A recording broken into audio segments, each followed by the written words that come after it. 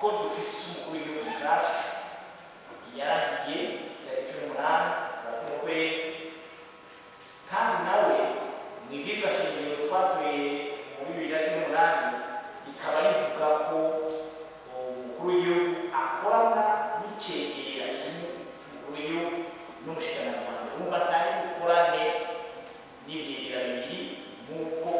uwitavye Imana yakorana, kandi bari guca babandanya baragiye gushika tariki 28 ntari gukorane kandi n'iyeta ihari. Ni rero bitumye dusabwa gukora kino gikorwa. Nta mategeko arenze n'amahoro, kubera ko inzego urwego rw'inamategeko nabona ko turiko turakora, urwego rw'inamategeko atari kurakora, amusitanteri atari kurakora, kubera ko inzego zitorwa zisubirirwa n'izindi ikiringo kigeze, kandi ivyo niko bizoguma nta ngorane na ntoya. Mugabo ibindi biragoye kubera ko hariho nk'ibintu bimwe bimwe usanga umukuru w'igihugu asinya bikongera bigasinywa n'uwundi mutegetsi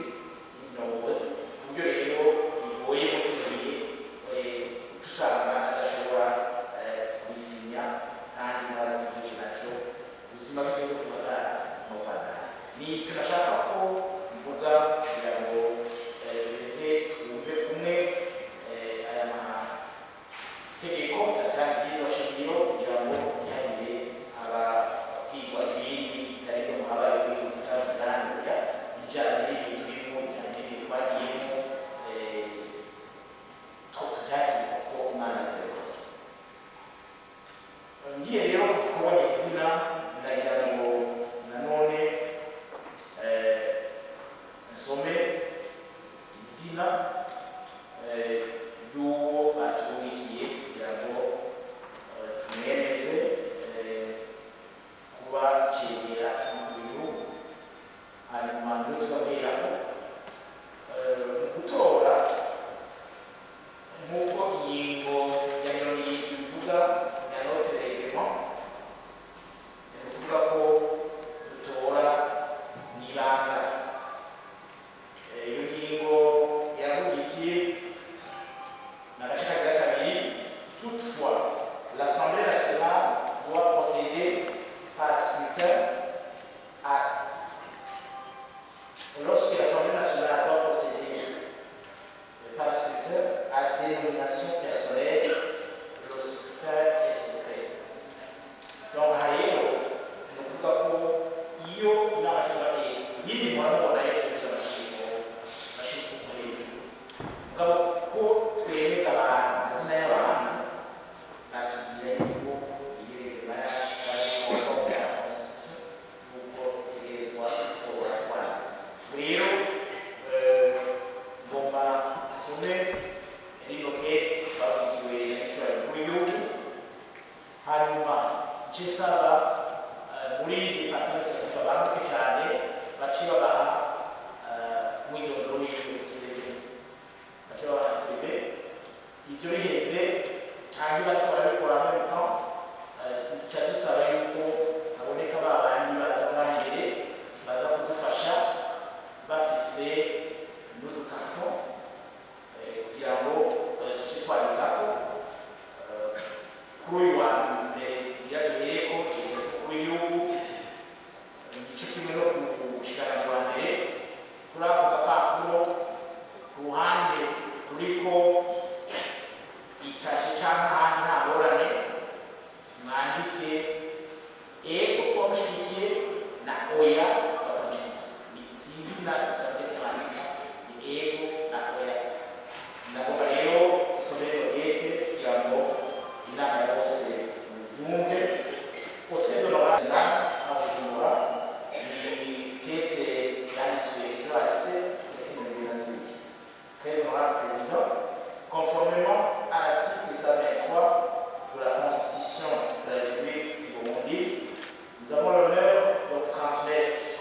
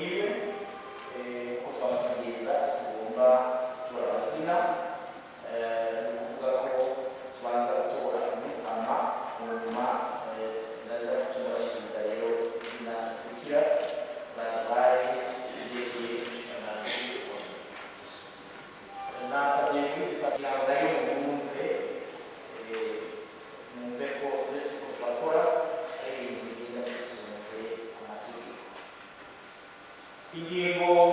y'ijana na mirongo ibiri na gatatu y'ibashingiro ivuga iti icegera c'umukuru w'igihugu agenwa n'umukuru w'igihugu abanje kwemezwa n'abashingamateka hamwe n'abakungamateka ku majwi arenga ica kabiri c'abatoye urwego rwose rutora ukwabo icegera c'umukuru w'igihugu